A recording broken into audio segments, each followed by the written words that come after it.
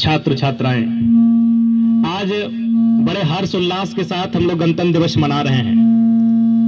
आज के दिन हमारे देश एक संवैधानिक देश के रूप में आकार लेने का कार्य किया और आज इस संविधान की ही ताकत है, आज ये भारत के गणतंत्र की ही ताकत है कि आज आप जिस शख्स को अपने अपने सामने देख रहे हैं, 2 साल पहले 2.5 साल पहले आपके विद्यालय में हम निःशुल्क शिक्षा दान के तहत पढ़ाया करते थे, आज झारखंड के असेंबली का हम मेंबर है, आज झारखंड के विधानसभा का हम सदस्य बन के आए हैं, तो ये गणतंत्र की ही ताकत है।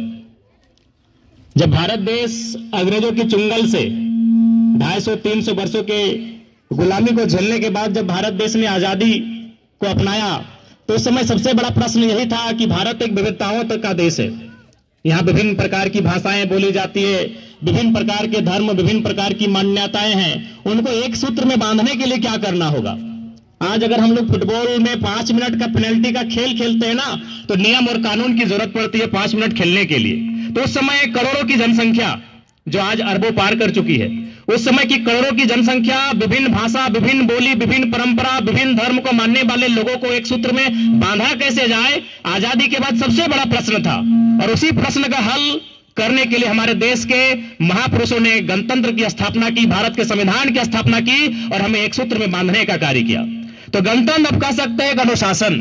गणतंत्र यानी हमें एक अवसर मिला अपने निपुणता को, अपनी कौशलता को, अपनी दक्षता को साबित करने का अवसर मिला कि अगर हमारे अंदर काबिलियत है, हमारे अंदर अगर क्षमता है, तो इस राष्ट्र में अखबार बेचकर अपनी जीविका उपार्जन करने वाला शख्स भी एपीजे अब्दुल कलाम बन सकता है और चाय की केटली लेकर चाय बेचने वाला शख्स भी देश का प्रधानमंत्री बन सकता है। यही गणतंत्र की ताकत है और यही गणतंत्र की खूबसूरती है। तो इसलिए आप तमाम छात्र छात्राओं को हम कहना चाहेंगे, बिल्कुल आप जिस विद्यालय में आए हैं, ये विद्यालय आपको कहीं ना कहीं कुछ उम्मीदों के साथ आए हैं, उसे आप यहां से हासिल करके जाएंगे। और आप बहुत सारे लोग भी हमें कहते हैं कि जब आपको लोग नहीं जानते थे, जब आप झारखंड की राजनीति में आपकी पहचान नहीं थी, तो आप कहां थे। तो मैं अक्सर कहता हूं, मैं टीपी विद्यालय में रोज 2 घंटा 4 घंटा फ्री में पढ़ाया करता था और ये भी एक्सीडेंटली था, ऐसा नहीं कि सर हमें बोले थे कि नहीं आप आके पढ़ा दीजिए।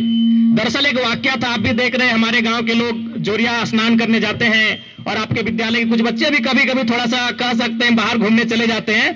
तो एक दिन एक वाक्य था, हम भी नहाने गए थे, तो 2 बच्चे जोरिया के किनारे बैठे थे, उनको हमने पकड़ के ले आए। उस समय आपके सुजीत सर प्रिंसिपल थे, ओम प्रकाश सर भी थे, टीचर थे, सुजीत सर प्रिंसिपल थे। हमने कहा सर आपके विद्यालय के बच्चे बाहर घूम रहे हैं, ये तो उचित बात नहीं है।